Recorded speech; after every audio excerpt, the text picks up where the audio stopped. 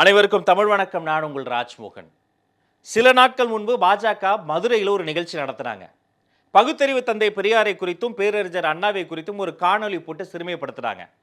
உடனே தமிழக வெற்றி கழகத்தினுடைய கொள்கை பரப்பு செயலாளராக நான் பாஜகவை கடுமையாக கண்டித்து 2 பக்க அறிக்கையை நான் ரிலீஸ் பண்ணேன். இந்த அறிக்கையை ரிலீஸ் பண்ணியே 2 நாள் ஆச்சு.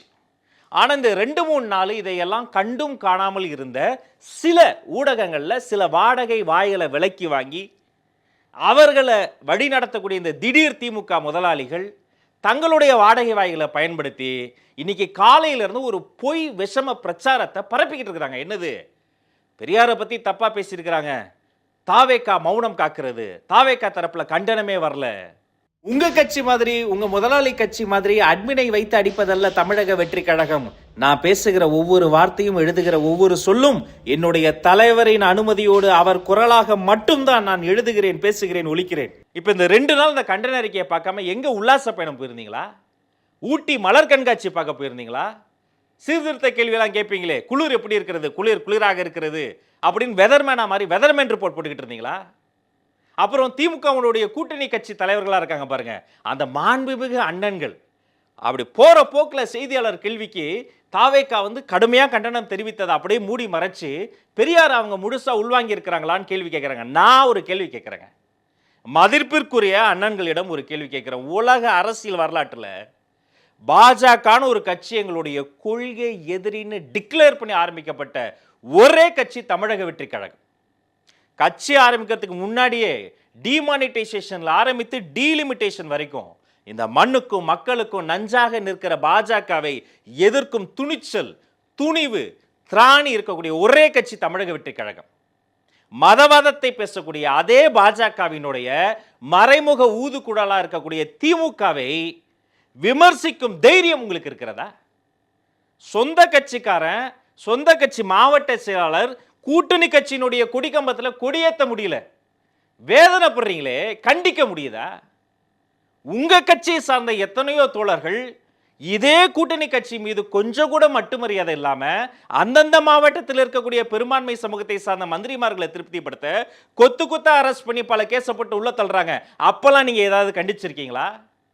வேங்கை வயல் தொடங்கி வேதனை வயலா அதை மாத்தி குற்றச்சாட்டு சொல்லக்கூடிய அந்த பாதிக்கப்பட்டவர் மீது அவர்தான் குற்றம் செஞ்சார்னு ஒரு பொய் நரேட்டிவ் போட்டுட்டு இருக்கிறாங்களே, இதுல எதையாவது நீங்க வெளிப்படையா நீங்க கண்டிச்சிருந்தா பெரியாரின் பாதையில் இன்னும் நிற்கிறீங்க நாம சொல்லலாம். ஆனா அப்பெல்லாம் கண்ணை மூடிக்கிட்டு எப்ப திமுக அரசை தாவேக்கா விமர்சனம் செஞ்சாலும் எல்லாரும் சேர்ந்து என்ன சொல்லுவீங்க, இவங்க பாஜகவுடைய பி டீம், பாஜகவுடைய பி டீம். பாஜகவுடைய A to Z எல்லா டீமுமாக இருக்கக்கூடியது உண்மையிலேயே திமுக தான். இந்த அறிக்கை இந்த நேரத்தில் நான் சுட்டி காட்டணும், ஏன்னா இவங்க தான் நம்ம அறிக்கையே விடலன்றாங்களே. எவ்வளோ டீட்டெயில்டாக அறிக்கை விட்டுருக்கோம் பாருங்க. தமிழ்நாடு எப்போதும் மதசார்பற்ற பூமி, சமூக நல்லிணக்கம் போற்றும் மண், சகோதரத்துவம் பேணும் மாநிலம். இங்கு விஷத்தையோ விஷமத்தையோ விதைத்தால் அந்த முயற்சி துளி அளவு கூட துளிர்க்காது. மாறுவேடத்தில் மறைந்து கொண்டு மக்களை ஏமாற்றும் வேலையைத்தான் மதுரையில் நடந்த நிகழ்ச்சி ஒன்றின் வாயிலாக பாஜக செய்ய முயன்றுள்ளது. அந்த முயற்சியின் ஒரு பகுதியாகத்தான் காணொலி ஒன்றை காட்டி அதில் தந்தை பெரியார், பேரறிஞர் அண்ணாவை களங்கப்படுத்த நினைத்துள்ளது. பெரியாரின் கடவுள் மறுப்பு கொள்கையில் எங்களுக்கு உடன்பாடு இல்லை என்பதை உறுதியாக அறிவித்துவிட்டு அரசியல் பயணத்தை தொடங்கிய இயக்கம்தான் தமிழக வெற்றி கழகம்.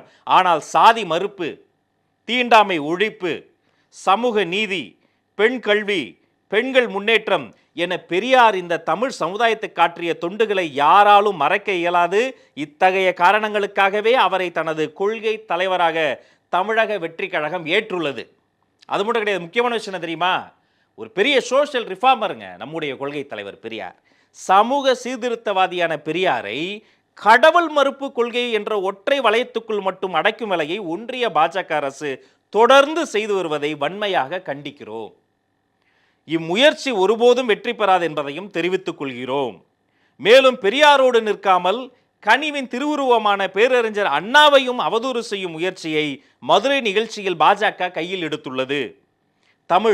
தமிழர், தமிழ்நாட்டிற்காக தன் வாழ்நாளை அர்ப்பணித்த அரும் பெரும் மனிதர் தலைவர் அறிஞர் அண்ணா. ஒன்றே குலம் ஒருவனே தேவன் என்ற தாரக மந்திரத்தை சமூக நல்லிணக்கத்திற்காக இம்மண்ணிலே ஓங்கி ஒலிக்க செய்தவர் அண்ணா என்பதை தமிழகம் அறியும்.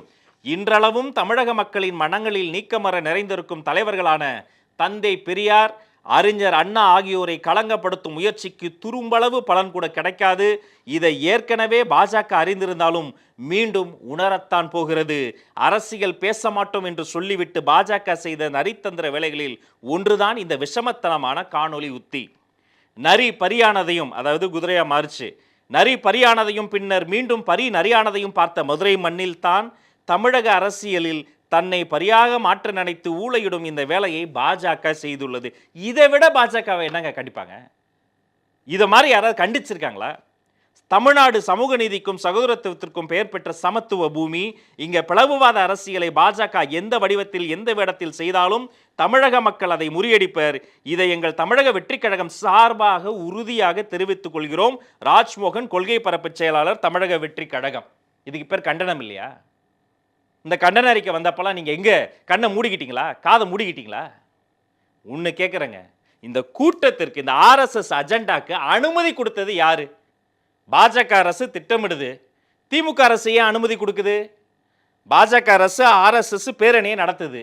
திமுக அரசு ஏன் அதுக்கு அனுமதி கொடுக்குது? பாஜக அரசு ஆர்எஸ்எஸ் அஜெண்டாவை எல்லாம் உள்ள வந்து நடைமுறைப்படுத்துது.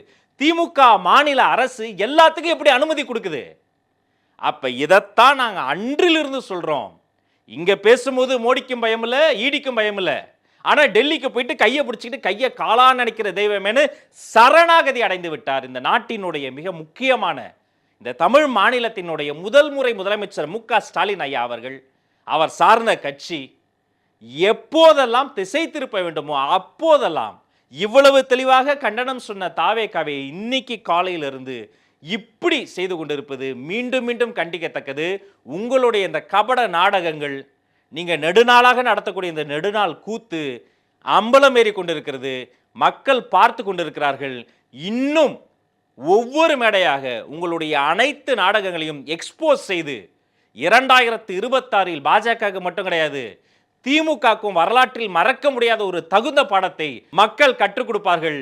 இந்த செய்தியை நண்பர்களோடு பகிர்ந்து கொள்ளுங்க. உங்கள் அத்துணை பேருக்கும் நல்லதே நடக்கட்டும், நலமே சொல்லட்டும். நன்றி, வணக்கம்.